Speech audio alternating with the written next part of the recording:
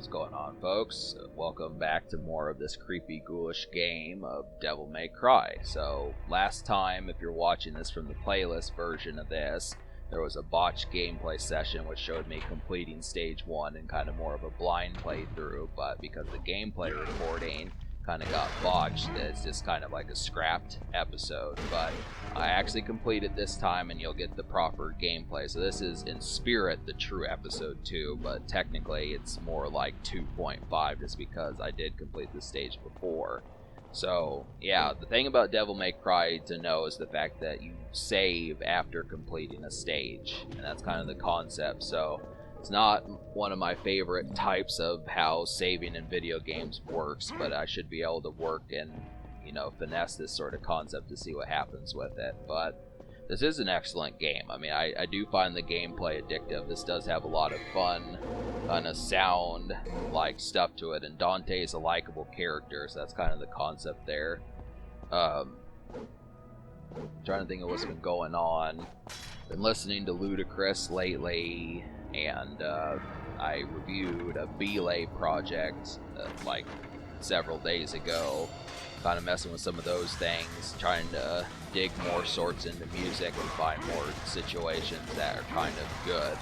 That's the thing. I mean, there's plenty of music going on right now, but I feel like the current mainstream stuff is very divisive in the sense of how things have kind of been going. So, like, the whole situation that a lot of stuff is kind of working with right now is just a real kind of selective. You have to kind of find your own purpose in terms of what you're interested in. There's just not as much hand-holding these days. It's kind of the thing. I mean, that's why I'm turning to games like Devil May Cry, is because it's like, with the way that things have been going circa 2019, 2021, these type times, I mean, it's just a lot more selective. I mean, this game just stands out. I mean, really, it's one of the more premier PlayStation 2 games, and I definitely kind of feel like not so much copy this game, frame for frame, but to kind of have the concept of being able to say, like, make a character like Dante again. I mean, he sticks off the page. His red trench coat, his white ghoulish hair, his kind of, the fact that he's kind of like ghoulish and seems like a vampire-like. I mean, there's just a lot of characters. It's kind of like Solid Snake and Claude from Grand Theft Auto 3. I mean, some of these characters, there were distinct characters for the PlayStation 2, which, as future consoles, more over like the Xbox One and Xbox Series X, PS5, those type ones.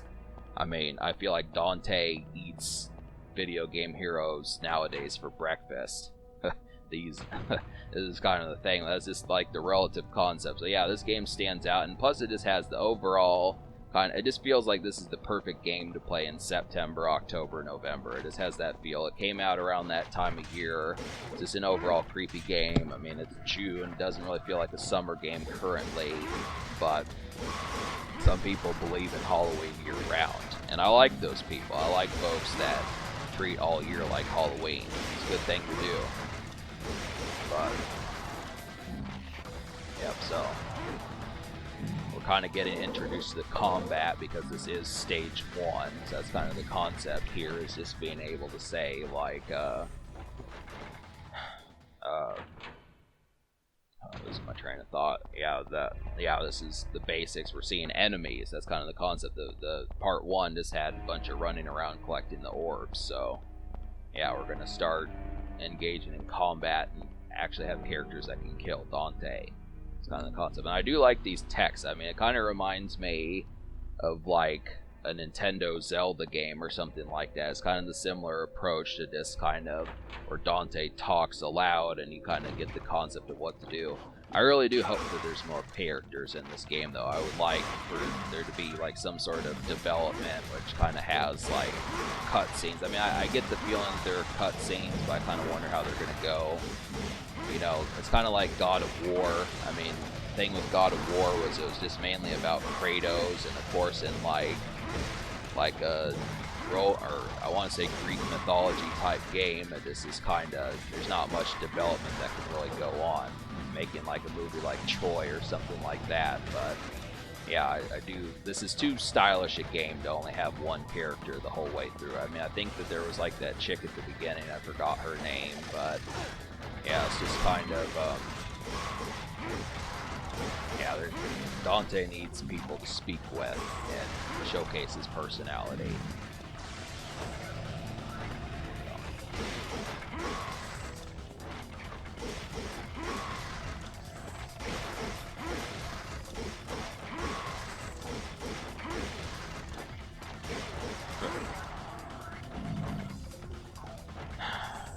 So, kind of hungry. Trying to think of what I'm gonna have. Kind of running out of donuts and snacks to kind of eat. I have to pick up some more food, something like that. But I almost feel like they could make a Devil May Cry movie. I think that would work extremely well. I just wonder who would play Dante. I mean, if it would have been back in 2001, I might have said someone like Joaquin Phoenix, or trying to think of someone else who could play like Dante or something like that. Yeah, I don't know if Joaquin Phoenix was the one that did Donnie Darko. That's a very similar movie to this. This not having to do with rabbits, but it is kind of the same creepy, ghoulish kind of feel. There was some real creepy things from 2001 that just kicked ass, but they need to make Donnie Darko a video game, and they need to make Devil May Cry a movie. Do good things from this time period.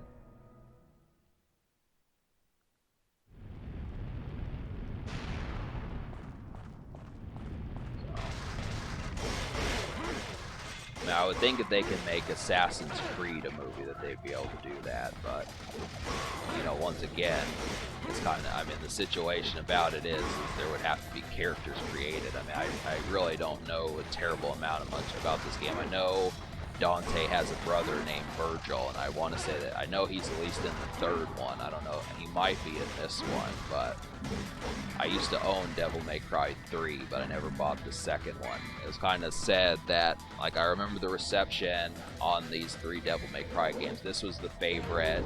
The second one was kind of seen as like a lackluster sequel, and then the third one was probably like an 8 out of 10, a return to form, but not as good as the first one. And then, you know, that was all the ones that were for the PlayStation 2. But this is kind of, I don't know, just I do enjoy the combat in this game. It's basically like a, hang on a second.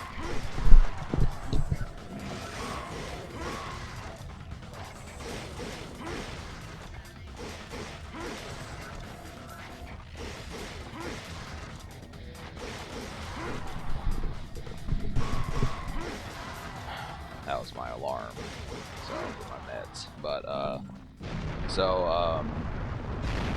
yeah, basically, I forgot what I was saying. Yeah, the PlayStation 2 Devil May Cry games, and I want to say that there actually was a Devil May Cry 4. I think it was on the PS3, but I don't know. They've tried bringing back this series, but this is kind of, I think the original developers of this game obviously have parted ways since it came out 20 years ago, but the concept behind it, I mean, it's just not a difficult game to figure out the formula for. If you can't do a game like this, it's kind of telling, just because this is simple enough. I mean, it was revolutionary and real popular back 20 years ago, but I mean, it's really kind of strange to think that, I mean, making another Devil May Cry game should be easy as pie. I mean, maybe the combat nowadays, you know, 20 years later would get kind of tiresome, but there's got to be, you know, make some characters, have some people, make it like an action RPG where Dante talks to people and has folks that he helps, and maybe has like some homies or something like that. Most of these heroes in video games nowadays are just complete lone wolf, don't speak to anyone type people, and that eventually gets tiresome. I mean, this kind of, I mean, that doesn't need to be the blueprint for every PlayStation game or Xbox game, you know, but it'd be simple. This would be a real neat action RPG. I don't know if, I mean, I can't speak for the other games in the series because it's the only one I've really played beyond like the very beginning of the third one. But I just would have to say it'd be pretty clever. So that takes care of it. You know, that's stage 1. Took me 14 minutes, almost 15 minutes. So you're gonna be an ass and give me a C rank, apparently. I don't know know if it's timed. That's the whole thing. I don't know if you're supposed to not take damage, but we'll give you a 75%. You know, but so go ahead and save, and then eventually we'll get stage 2 taken care of. So